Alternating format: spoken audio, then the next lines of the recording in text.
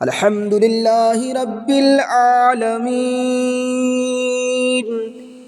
والصلاة والسلام على رسوله الكريم وعلى آله وصحابه أجمعين وعلى كل من تبع بإحسان إلى يوم الدين أما بعد۔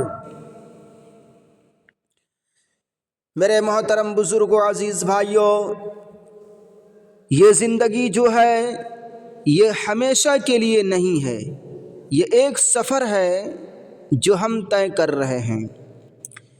یہ ایک سفر ہے جو ہماری پیدائش سے شروع ہوتا ہے اور قبر کے کنارے جو جا کر ختم ہوتی ہے۔ تو یہ ہمیشہ رہنے والی چیز نہیں ہے، ختم ہونے والی ہے، فنا ہونے والی ہے، پتہ نہیں کب فنا ہو جائے۔ تو آخر یہ سوچنا چاہیے کہ پھر میں آیا کیوں تھا یہاں پر، کس لیے آیا تھا؟ جب مجھے جانا ہے، آج جانا ہے، پرسوں جانا ہے، 1 سال کے بعد جانا ہے، 10 سال کے بعد جانا ہے، جانا ضرور ہے۔ تو آئے کیوں تھا؟ تو کیوں آیا تھا؟ تو اس کا جواب قرآن کریم نے یہ عطا فرمایا کہ آئے اس لیے تھے کہ وَمَا خَلَقْتُ الْجِنَّ وَالْإِنسَ إِلَّا لِيَعْبُدُونَ، میں نے جنات کو اور انسان کو صرف ایک کام کے لیے پیدا کیا کہ وہ میری بندگی کرے، میرے بندے بن کر دکھائے۔ اور بندہ وہ ہوتا ہے جو اپنے آقا کا اس طرح تابع دار ہو، اس طرح تابع دار ہو کہ جو حکم بھی وہ دے دے اس کے آگے سر جھکا دے۔ تو میرے محترم عزیز بھائیوں، اللہ تعالیٰ نے یہ نہیں کہا ہے کہ کھانا مت کھاؤ، یہ نہیں کہا کہ روزی نہ کماؤ، یہ نہیں کہا کہ تجارت نہ کرو، یہ نہیں کہا کہ ملازمت نہ کرو، یہ نہیں کہا کہ بیوی بچے نہ رکھو، یہ نہیں کہا کہ اپنے مکان میں نہ رہو، سب کام کرو لیکن کام کرنے کے ساتھ غفلت کے ساتھ نہ کرو۔ اس کو اللہ تعالیٰ کی نعمت شمار کر کے، اللہ تعالیٰ کی نعمت سمجھ کر اس پر اللہ تعالیٰ کا شکر ادا کرو، حلال طریقے سے کام کرو، جو کام کرو حلال طریقے سے کرو، روزی کماؤ تو حلال طریقے سے کماؤ، کھانا کھاؤ تو حلال طریقے سے سنت کے مطابق کھاؤ، کاروبار کرو تو حلال طریقے سے کرو اور حرام طریقے سے بچو، اور اللہ تبارک و تعالیٰ کی نعمتوں کا شکر ادا کرو۔ کیا کرو بھائی؟ شکر ادا کرو، کیونکہ آگے فرما رہے ہیں اللہ تعالیٰ لَتُسْأَلُنَّ يَوْمَئِذٍ عَنِ النَّعِيمِ، اس دن تم سے جو ہم نے دنیا میں تمہیں نعمتیں دی تھی ان کے بارے میں سوال ہوگا۔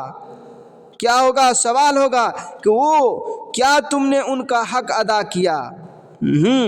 اور اسی سورہ کی تفسیر میں مفسرین نے حدیث روایت کی ہے کہ ایک مرتبہ حضور نبی کریم صلی اللہ علیہ وسلم فاقے سے تھے، گھر میں کھانے کو کچھ نہیں تھا۔ رسول کریم صلی اللہ علیہ وسلم نے ہمارے خاطر کیسی کیسی آزمائشیں جھیلی ہے، جس کے سامنے یہ پیشکش کی گئی ہو کہ اگر تم چاہو تو احد کے پہاڑ سونے کا بنا دیا جائے۔ تو سرکار دو عالم صلی اللہ علیہ وسلم نے جواب میں عرض کیا، یا اللہ میں اتنا دولت مند نہیں بننا چاہتا، میں تو یہ چاہتا ہوں کہ ایک دن کھاؤں اور ایک دن بھوکا رہوں۔ تو فاقے کی حالت میں تھے، بھوک کی حالت میں تھے، اسی بھوک کی حالت میں باہر نکلے کہ کوئی سامان کیا جائے۔ بہرحال یہ بھی اللہ تعالیٰ نے انسان کے ذمہ فریضہ رکھا ہے میرے بھائیوں، اپنے نفس کا حق رکھا ہے، تو اس نفس کا حق ادا کرنے کے لیے باہر نکلے کہ کوئی ذریعہ ہو جس سے کھانا حاصل کیا جا سکے۔ باہر نکلے تو دیکھا صدیق اکبر رضی اللہ عنہ بھی باہر پھر رہے ہیں، اور ان سے پوچھا بھائی کیوں نکلے ہو، کہاں جا رہے ہو؟ تو انہوں نے بھی جواب میں یہ فرمایا کہ یا رسول اللہ الجوع، بھوک کی وجہ سے نکلے ہیں۔ تو رسول اللہ صلی اللہ علیہ وسلم نے فرمایا کہ چلو آج ہم اپنے ایک انصاری بھائی صحابی کے باغ میں چلتے ہیں، انصار جو کہ مدینہ منورہ کے جو ہمیشہ جانثاری کرتے رہے نبی کریم صلی اللہ علیہ وسلم کے صحابہ کرام کے لیے، تو چلے آج ان کے باغ میں چلتے ہیں، تو وہ خوش ہو جائیں گے کہ رسول کریم صلی اللہ علیہ وسلم ہمارے باغ میں تشریف لائے۔ نبی کریم صلی اللہ علیہ وسلم تشریف لے گئے، تو جب انصاری صحابی نے دیکھا کہ نبی کریم صلی اللہ علیہ وسلم میرے باغ میں تشریف لائے ہیں، تو ان کی خوشی کا کوئی ٹھکانہ نہ رہا۔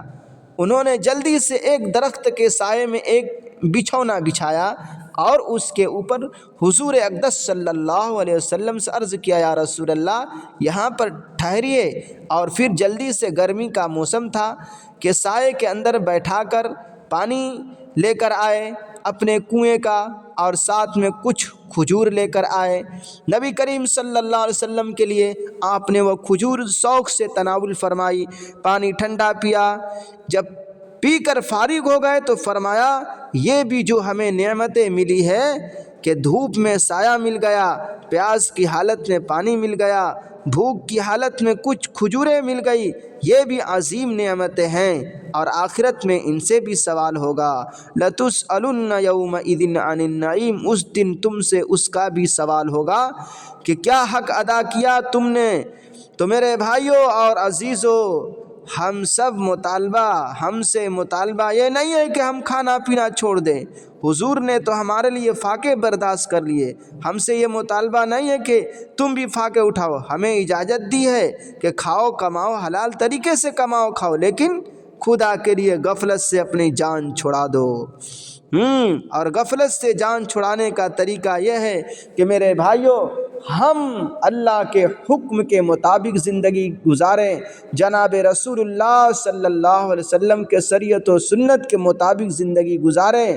ہم ساری دنیا کے ساتھ محنت مشقت کرتے کرتے تھک جائیں گے، پوری دنیا بھی حاصل کر لیں گے تو بھی ہمارے لیے کامیابی نہیں ہے، نہ اللہ ہم سے راضی ہوگا۔ ٹھیک ہے، تو ہم اللہ کو راضی کرتے ہوئے دنیا کو حاصل کر لیں تو پھر ہماری کامیابی ہے۔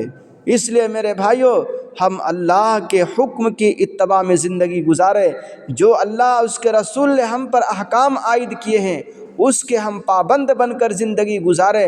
اللہ تبارک و تعالی ہم سب کو عمل کی توفیق دے۔ وآخر دعوانا الحمد للہ رب العالمین۔ السلام علیکم۔